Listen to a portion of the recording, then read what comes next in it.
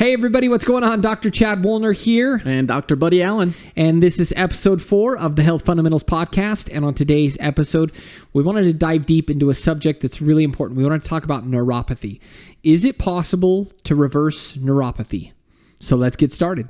You're listening to the Health Fundamentals Podcast. I'm Dr. Chad Woolner. And I'm Dr. Buddy Allen. And this show is about giving you the simple but powerful cutting-edge tools you need to change your health and your life. So sit back and enjoy the show as we show you the path to your best life down to a science. So hey everybody, hope you guys are having an awesome day today. We wanted to talk a little bit about a really important subject that we, as of late, have been working a lot with, and that is the condition neuropathy. Roughly 8% of the population suffers from this condition, and the experience that we've had, it's been pretty debilitating for a lot of people, and quite frankly, it's pretty heartbreaking to see a lot of these cases that come through our door of people that have been, in most instances, struggling with it for years. You bet. And it's for those of you who have neuropathy, you certainly know what it is, but there are plenty of people who have heard the term and don't actually understand what goes on with that. And, right. And there's multiple different causes, but ultimately the symptoms are very similar. There's usually it starts with numbness, tingling, and it kind of progresses from tingling to burning to constant pain to literally where you can't sleep. It's always there. People and typically when we say the location, you're usually going to have it either in the hands, yes, or in the feet, or in both. Yes. Yeah, exactly. And it generally just gets worse and worse. It's kind of this progressive condition that people feel truly trapped. Yeah. And there's really not a lot of answers and or to them finding help or results. Yeah. And for a lot of people, too, it can influence balance, create balance problems, because whether you realize it or not, there are a variety of different types of nerves in our body that do a lot of different types of things, right? So there are nerves that are involved in light touch sensation. There are nerves that are involved in deeper touch, or sharp, dull, temperature, cold, hot, balance, and stabilization. And so these different nerve fibers are responsible for a lot of different things. And so it can have some pretty far-reaching effects on people for the worse. And so again, we see a lot of people who are, quite frankly, they've just lost a lot of hope and they're pretty frustrated. And so we wanted to create an episode of this podcast to really answer that question, can you reverse neuropathy? So let's really dive into that. Dr. Allen, is it possible to reverse neuropathy? The very short answer is yes. Absolutely. It's not necessarily that simplistic. And part of it comes down to, first of all, what caused it? Right. What's the cause? And when I guess even a better question, backing up real quick, is the answer to that question, can you reverse neuropathy? I think a lot of it depends on who you would ask. That's true. Right? The conventional models and the conventional approaches and the conventional doctors that probably see this, whether it be out of ignorance or just out of sheer frustration of them being at a loss in terms of what they can provide in terms of answers. We hear from patients all the time who tell us that the answers that they've been given largely is you have to live with it. You just have to live with it. Here's a drug or drugs, multiple, or here is, these things to try and manage the symptoms. But for the most part, the majority of people that we talk with, the majority of the patients that we see, those are the types of answers that they're getting out there, in terms of, is it possible to reverse it? Nope. You just got to live with it. Yep. But it's possible to manage it, at best. Well, and the sad part with that is recently in one of our talks in talking about neuropathy with the public, there was a gal that showed up with 2 missing lower legs. Oh, that's right. Yeah, and it was literally because she came to a point where they said, there's nothing we can do for you. And it was so maddening and so... she was in so much pain. Exactly. That she was finally to that point. And I think for people listening here, they might think, what would drive a person to do that? Well, day in, day out pain that is relentless, I think, can do a lot of things to people. And she finally made that decision, like you said, to have her legs amputated. Exactly. Or it was pretty much all the way almost up to her knees. Yeah, it was most of the lower leg. Yeah, most of the lower leg were amputated. And the saddest part was, did that solve the problem? No, she came to the event because she was still having terrible phantom pain and other pains associated with what she had gone through. Yeah. So it didn't solve anything for her. So anyways, kind of getting back to this question then. So we're saying at our clinic, we tell patients all the time, it is not only possible to reverse neuropathy, but it's, quite frankly, we tell patients it's inevitable that you'll reverse it if you start on the right path. Exactly. And so you were kind of talking about something there in terms of kind of, before we even get into that, what were you talking about in terms of what caused it? Or Exactly. So there are actually several different causes that people may have the symptoms of neuropathy. Sometimes it's the because specifics might be different. Exactly. Right? Like there are people that have neuropathy because of chemotherapy, which causes a tremendous amount of damage in the body, and those nerves get injured, right? Yeah. Other, probably more commonly are people who have diabetes or uncontrolled diabetes. And what happens or is other toxic exposure, Exactly. other toxic chemicals, or exposure in those things. You were going to say about diabetes. Yeah, and with diabetes, it just comes down to because it's not managed correctly, it damages the vessels, which in turn damages the nerves, and as those start dying off, you start having all these crazy symptoms, these unrelenting symptoms. High blood sugar levels are toxic. Absolutely. They're toxic to the body. Your body is not meant to have that in the system, and so your body's going to do everything it can to try and flush and shuttle and utilize that blood sugar, but eventually there's a point in time where things just kind of tap out, where enough's enough, right? So whether we're dealing with diabetic neuropathy, whether we're dealing with neuropathy that's caused by chemo or some other toxic agent, at the end of the day, the problem is still the same. Nerves have been damaged. There is damage to the nerves. And so if we understand, number one, kind of where we're starting with, that starting point, that universally, regardless of where you came from, where you're at right now is you're in a situation where the nerves are not functioning like they should. They've been damaged. So that's kind of number one. But then number two, we really have to start from the right framework, and that is understanding the inherent truth, and this is something we teach in our 5 fundamentals of health, that the body is self-healing. This is fundamental number one. Health comes from the inside. The body is capable of miraculous things. It really, truly is. And that might sound perhaps even a bit cliche to people, like, yeah, I've heard that before, but it really is true. And that's the thing that's been, I think, so amazing to me in working with neuropathy patients and other patients who struggle with a lot of these chronic, really nasty chronic health issues, is the body, even after it's taken a tremendous amount of abuse, is capable of incredible things in terms of healing itself. But we have to understand that premise and start there first, because if we don't start there, no amount of anything we throw at it is going to fix it, right? Because the problem with the conventional approach in general is what? What's the problem? We're addressing symptoms rather than the cause of the issue. Generally, we're trying to mitigate and or lessen the pain or discomfort, which is basically kind of the proverbial just covering up the engine light that's on so you don't see it, therefore the engine problem's not there. Right. So if we cover the symptoms, we're not truly doing anything other than masking. Right.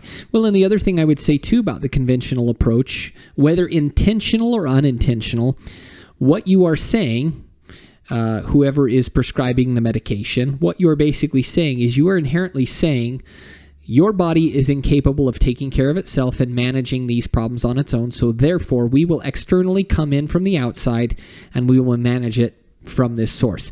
And unfortunately, in some instances, some people are in that position where they don't want to manage these problems on their own. They don't want to take responsibility for their health. And this isn't to point any fingers or cast any judgment. And I would say that the majority of the people that we've met who are dealing with neuropathy are anything but that. Most of these people are honestly, sincerely seeking answers and are ready. They're to a point where they're just so fed up, so frustrated, so desperate, and quite frankly, so on the verge of hopelessness that they're ready to take action, and they're highly motivated. So understanding that number one, health comes from the inside. So now the question is it possible then to restore these nerves? These nerves that have been damaged, is it possible for them to heal? Is it possible for them to restore normal, healthy function? Again, the short answer is absolutely. Okay. Yes.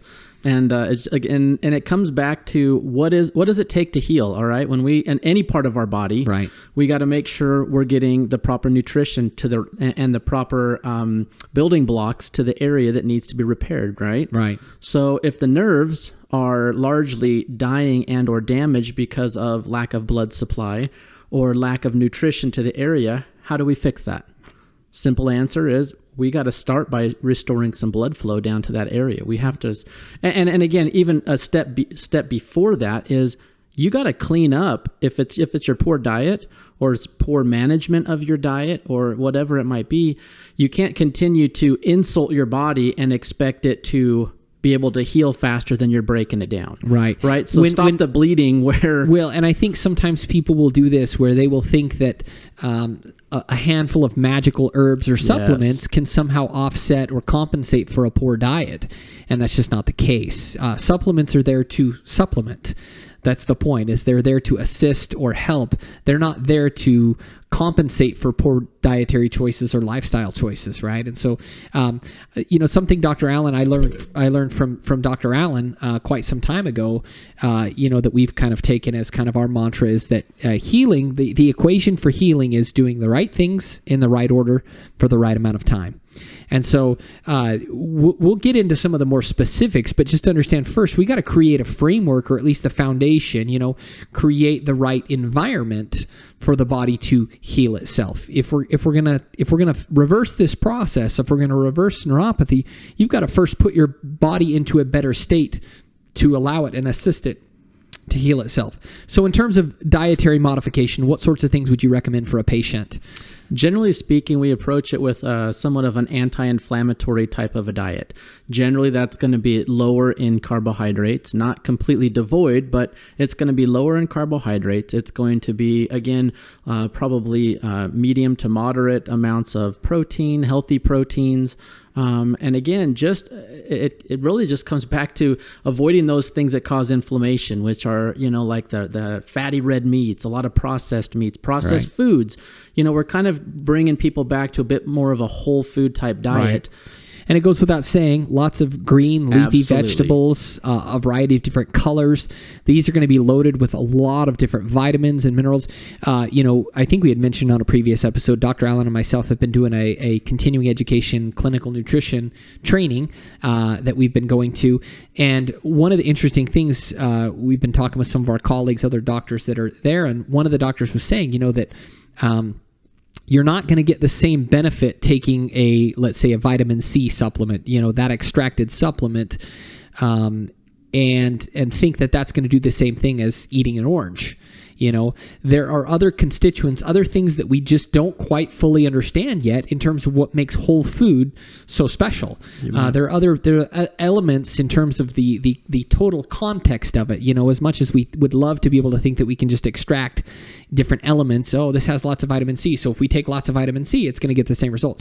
Not necessarily. It's not saying you shouldn't take vitamin C. That's fantastic, but just understand, in context of a whole food diet, there's something really special about the whole food. Absolutely. Right? You're getting those vitamins, you're getting minerals, you're getting a lot of other what people would kind of generically enzymatic processes, fiber, absolutely. Phytonutrients, just in general things that we understand, but other things we quite honestly don't fully understand. You know what I mean? And that's and we should be okay with that. We should be okay saying we don't fully understand this, but we just know that when it's taken in that context, in the whole context, it gets an overall better result. So dietary modification is going to be a huge part of this. What are some other tools that we use to assist the body? We actually do use some supplementation to kind of help our body with different metabolic processes, because again, our food, it's hard sometimes to get all of the nutrition we need out of whole foods. And especially once we've been devoid for some times, we have to build those surpluses up to where we have an adequate amount in our body to actually utilize. Yeah. So the goal is, we want to again supplement with things that are going to help with blood flow, because again, our blood flow is what supplies nutrition to our body. So if we want to help regrow these nerve cells and improve their function, we have to be able to get blood to them. So we have supplements that help to increase the blood flow. We have more specifically, there's a chemical called nitric oxide, which is what's called a vasodilator. It opens up blood vessels, helps get more blood flow to the area. One of the other things we talked about on a previous episode, the miracle mineral magnesium, right? It's a natural muscle relaxer. That's going to help also to open up those blood vessels and start getting more blood flow to that area, right? And then not to mention all the other wonderful things that magnesium is involved with, right? So supplements to help assist in getting better blood flow to those areas, specifically to the nerves, right? The further away your body part is from the heart, the more energy is required to get it there, right? So we want to really try as best we can to open up those blood vessels and really try and deliver as much blood flow to the extremities, to your hands, your fingers, your feet, and your toes as possible. So then, in terms of blood flow, what else do we use? We use what's called low-level light therapy, and the specific wavelength of light helps to actually regrow vessels and vasculature in those far-reaching parts of your body. Again, your hands, your feet, your fingers, toes. Yeah. It stimulates something called VEGF. It creates more what's called VEGF. It stands for vasoendothelial growth factor. It's a fancy word that basically means this chemical will go into the area and it will stimulate a process called angiogenesis, which is basically its fancy term basically means creating new blood vessels. So you can create more blood vessels to the area, even if there's been damage to the area. It's a way of creating new ones to begin getting more blood flow to the area and ultimately getting those healing nutrients that the nerves need, that the body needs. So using low-level light therapy, what else do we use in conjunction with that? We do some other therapies, again, that help to retrain the nerves and start waking, again, reconnecting them to our brain. We do some balance trainings. Yeah, there's a handful of different, things that can be done. But again, doing these things together, in the right order for the right amount of time. And that's just what I was going to get at there too, is that for somebody listening to this show and like a light goes on in their head, I haven't tried that. Don't think that any single one therapy by itself is going to be the answer, right? The answer really is in a comprehensive solution. That's what's allowing us to help so many patients reverse their neuropathy, is a comprehensive approach that really does the very best job of setting the stage for the body to begin the process of healing and repairing itself. I mean, it really isn't, it's not really rocket science when you think about it. Nope. It's a very simple approach, but that simple consistency that we preach, right? That our highest levels of health are going to be achieved when our approach is one of simplicity and consistency. This is a very simple strategy, but in that, when people are consistent with it, that kind of multi-pronged approach just gets such amazing results. So, anything else you want to add?